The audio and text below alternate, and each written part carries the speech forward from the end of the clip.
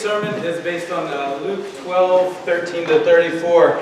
And when I was just starting to write this sermon, I had like this cantaloupe in front of me, like one of those nice, ripe, juicy cantaloupe. And I'm just saying, have you ever tasted one of the cantaloupes from the from the market these days?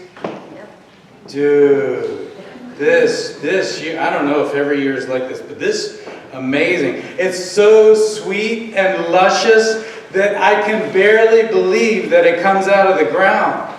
And then I'm so thankful that I have the joy and the opportunity to taste something that is so absolutely amazing.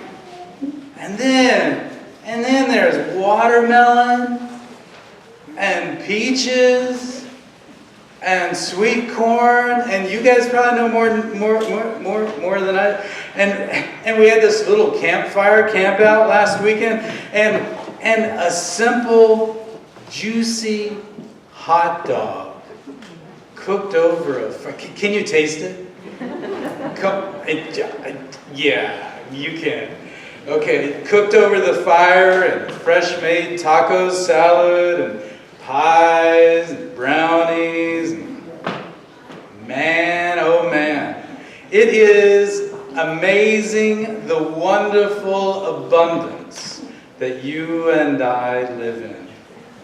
God, our loving Creator, pours this abundance into your life and throughout your life.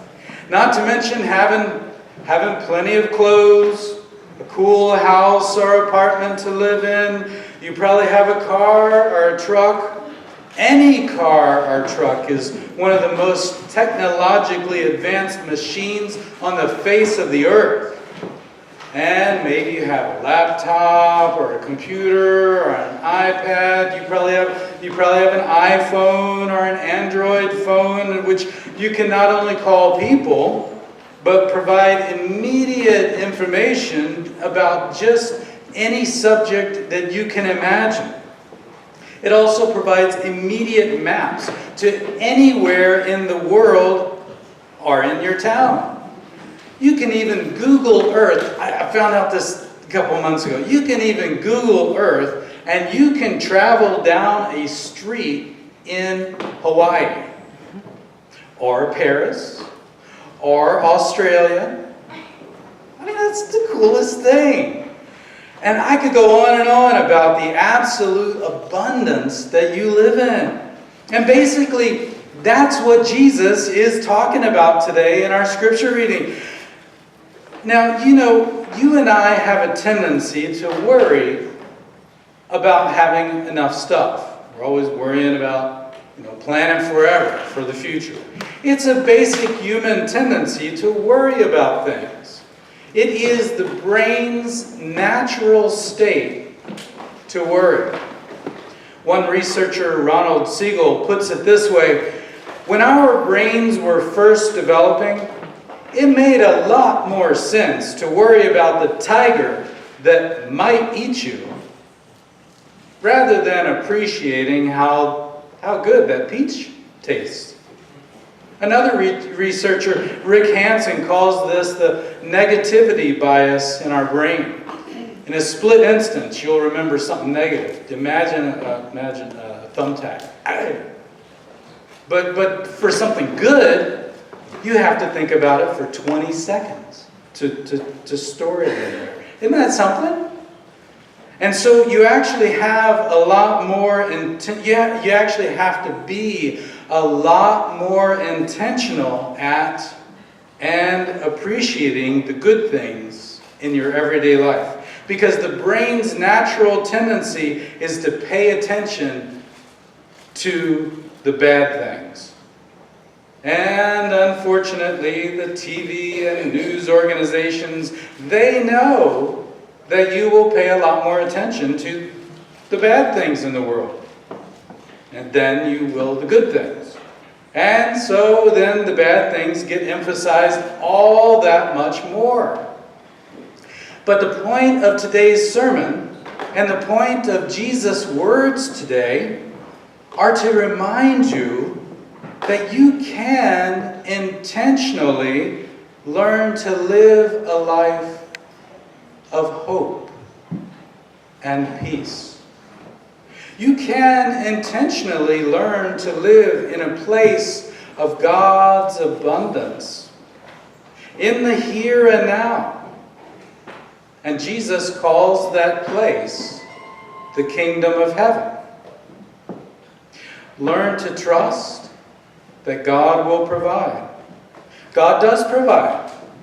Look all around you in your life. And when you realize how much abundance God pours into your life, then you naturally become more peaceful, more hopeful, and more generous. Jesus actually specifically addresses this at the end of our scripture reading, where Jesus says, "Sell your possessions and give alms. Make for yourselves purses that do not wear out, an unfailing treasure in heaven, where no thief comes near and no moth destroys. For where your treasure is, there your heart will be also."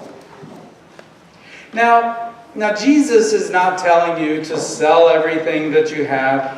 That was last week's lesson, which was a specific lesson that was given to the overachieving rich man last week. No, God knows that you need a certain amount of stuff, and God provides it, and then some.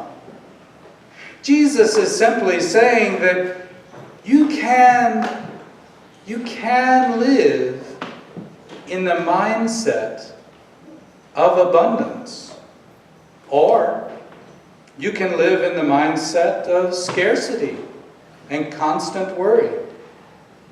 And one of the ways that you can reinforce to yourself that you actually do live in a life of abundance is to give generously of your wealth. Now you might say, sure, the preacher's going to talk about giving money. It's in his own self-interest. Actually, I don't think I talk much about money at all. And these aren't my words. These are Jesus' words. He is trying to teach you how to live in a life of abundance. And one of the primary ways that you get to live in that mindset is to be generous with your wealth, with your money. And I live by example. This is truly not a boast, but they say that pastors should tell people. So, this is not a boast, but I give 10% of my income to the church, plus or minus. And on top of that, I give to some other charitable organizations. This is not a boast.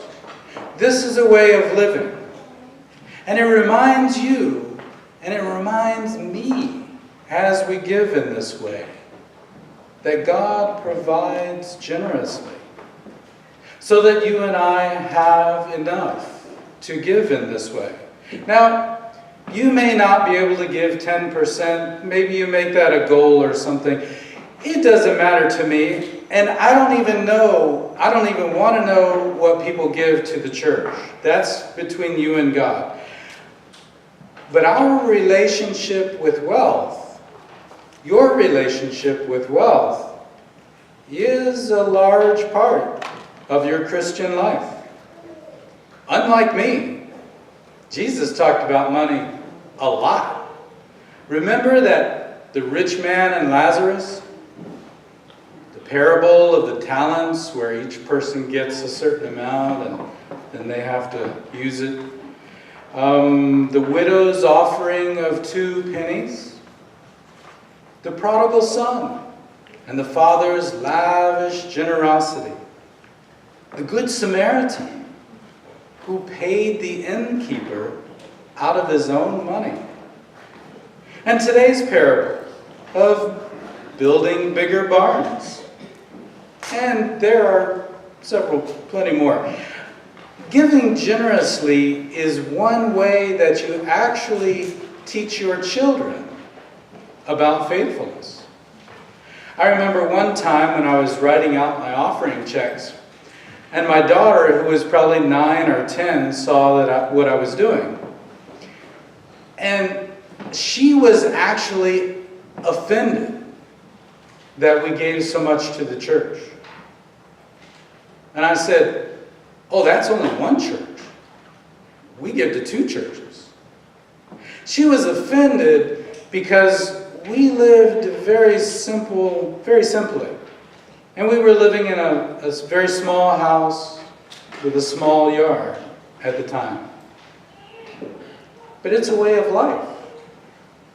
And who knows, maybe giving generously helps you to live more simply and closer to your neighbors and the real needs of the people around you. Jesus says, "Make purses for yourselves that do not wear out, an unfailing treasure in heaven, where no thief comes near and no moth destroys. For where your treasure is, there your heart will be also."